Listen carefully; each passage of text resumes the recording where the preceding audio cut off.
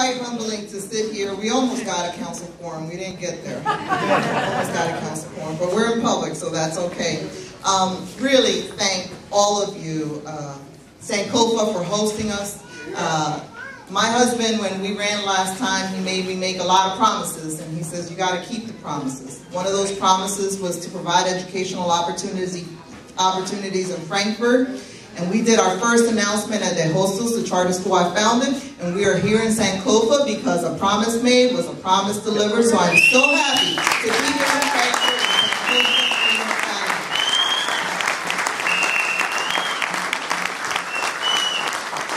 The labor leaders, 32? As you can tell, they are wonderful. I've been incredibly supportive. I am a product of parents who work janitorial graveyard shift every single day, and that's why 32BJ is very dear to my heart, because they represent my family and the hard work and struggle that we do every day in the city.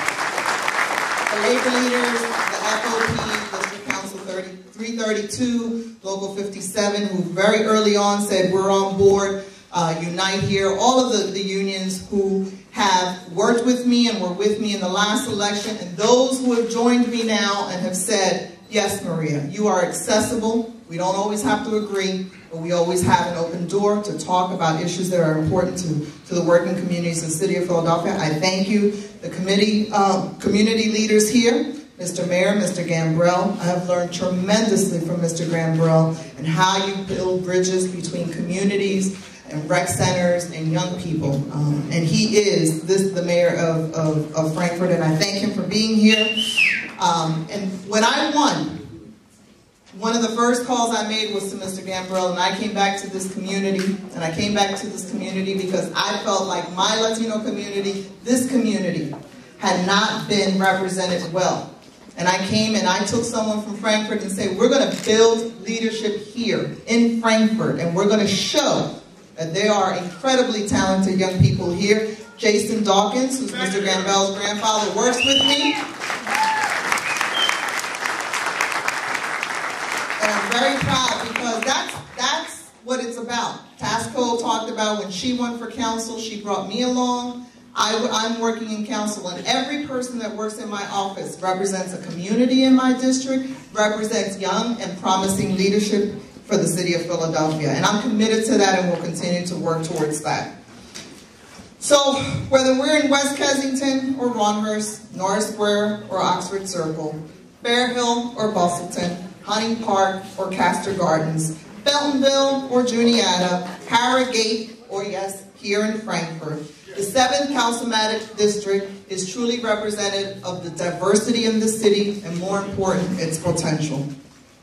When I ran and we won, I made a commitment about what we were going to do because I believed in service leadership. I believed that it was time for us to serve people because this district represented everything that was ugly in politics and in the city of Philadelphia. So that's why in 2007 I announced at the Hostos, and today I'm here at Sankofa. My education background is clear. My commitment to educational opportunities is clear in the work that we do every day. When the school district wanted to cancel the public trans passes, I went to my council leadership, my council colleagues, and walked over to the SRC with a letter signed with 17 members of City Council saying, we're going to keep trans passes for public education. My colleagues allowed me to do that.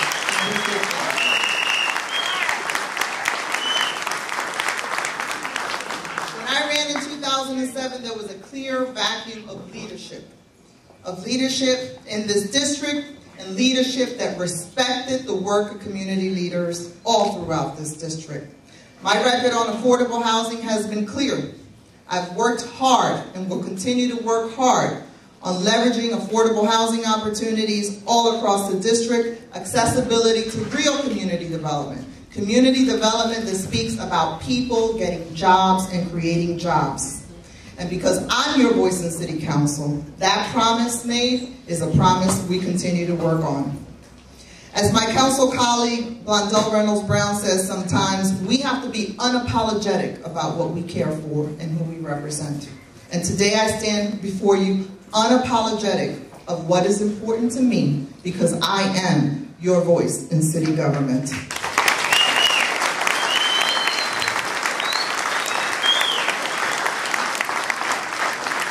People will talk about government reform and ethics reform, and here again, our leadership team in council has allowed me and a freshman like Bill Green to work on real ethics reform. Ethics reform around lobbyists, ethics reform around campaign finance laws, and clarifying campaign finance laws. So it's not a gotcha law. It's about opening up campaign finance laws so people like me are not scared to run and represent the people in this room this evening. So we did that.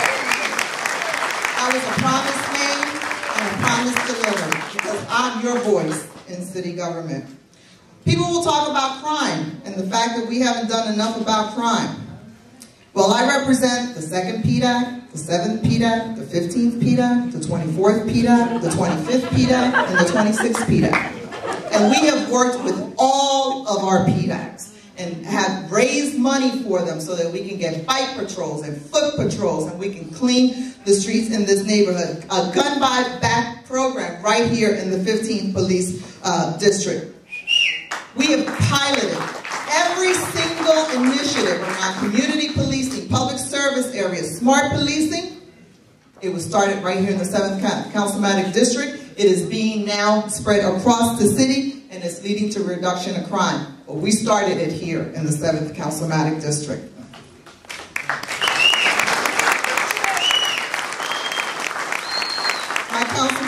My council colleagues talked about jobs. People will say that I was too busy taking care of festivals.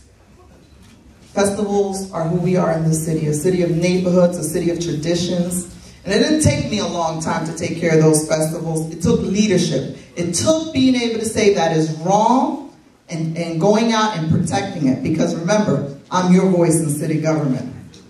When we talked about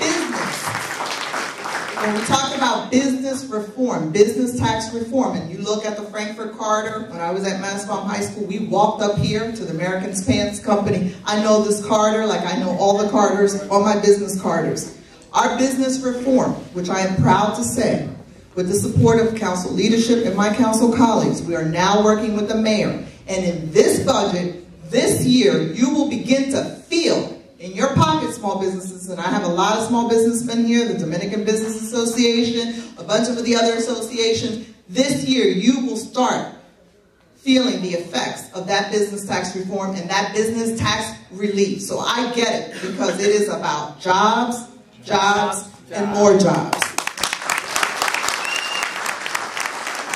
That was a promise made and a promise delivered, because I'm your voice in city government.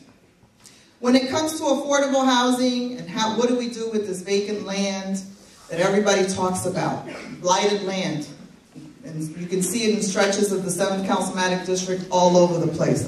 How does the city leverage its land? How do we leverage that resource, blighted or locked, to create affordable opportunities for businesses and for individuals? I've led that discussion, the land banking discussion in the city of Philadelphia that was initiated from the state. It was this council person that said the 7th Councilwoman District is going to demonstrate how we leverage vacant land and turn those into assets. Whether it's affordable housing, whether it's green space, agricultural space, it is going to stay affordable so that redevelopment doesn't mean I displace the working communities of the 7th Councilwoman District, not under my watch. That was a promise made, a promise delivered, because I am your voice in city council. And I'll end with this. We are on the right track. Some people will say, well, she doesn't have all the support of so-and-so. She ruffles some feathers. Well, folks, I didn't go downtown to be your voice, not to ruffle feathers. That's what you voted me for. You said we needed to shake up business as usual. But we are on the right track. My colleagues here today, representation from the state, labor, community leaders here, is a demonstration that I will work with everyone. And I will be unapologetic in saying, we're going to do the right thing for everyone. And sometimes that means that I have to balance the individual agendas that exist in this district. I'm not complaining about it. I'm up for the job. You didn't vote for me in November of 2007 not to do that. And I will continue to do that. There are 159,000 people in this district. 17,000 of them who voted for me in the last election. This election is the same campaign as the last. We're going to go against the grain, but we are not going to disenfranchise those voters. So when they take me to court to try to get me out of the ballot, let's not be distracted. Let's stay focused. When they challenge whether I've done the job that I needed to do, let's stay focused. Those are distractions. I stand on the record before I came to council, which I was extremely proud of. Representative Evans talked about that. I did walk the walk before. I am more proud of the record that I have today in City Council with my colleagues, my freshman colleagues, Jones and Green, with the work that I have done with Councilman Good on living wage, with the work that I've done thanks to my majority leader, Councilwoman Tasco, the housing work that I've done with Janie Blackwell. I am extremely proud of the way that I have been able to gain the support of my colleagues in the best interest of the 7th Councilmatic District. I want to thank my whole staff, Ketsi Losada, my office director, Jason, who's our host this evening, Diana, Aisha, Madeline, Joe, Jennifer, and Justin, our super volunteer, Juanita. More importantly, I want to thank my husband, Tomas. He is my rock. Many of you know him and say he's the quiet one. Well, he's the one that raises the bar every single day when I go home. And he says, what else could you have done today? So I want to thank him, my son Tomas, who's around here, and Edgar, for allowing me to do the job that I love, for allowing this passionate Latina serve people and serve you all. So thank you very much. This is the beginning. The beginning. Petition started today. I hope those of you who live in my district, if you haven't registered already, that you're registered so that you can begin to circulate petitions. And when I say register, I don't mean register to vote. I mean register to let us know you're going to circulate our petitions. 1, we will have a campaign office at 5th and Lehigh. We will have a campaign office at 1633 Orthodox Avenue because we intend to win in Frankfurt. Did you hear what I just said? We intend to win in Frankfurt. All over this district. But having your praises is not enough. I need you to work. I need you to take the next 100 days and challenge me and challenge my team to continue to deliver the services, to get the signatures to get on the ballot, to raise the money that we have to raise for this frivolous challenge that we're about to face, so that I can continue to be your voice in city government. So if you believe that I am the right person to be your voice, I need you to do that and commit to that today and every day until May 17th, when we will show that we made history in 2007, and we will continue to make history, because in the 7th, there will continue to be an independent democratic voice that represents real people. Thank you very much.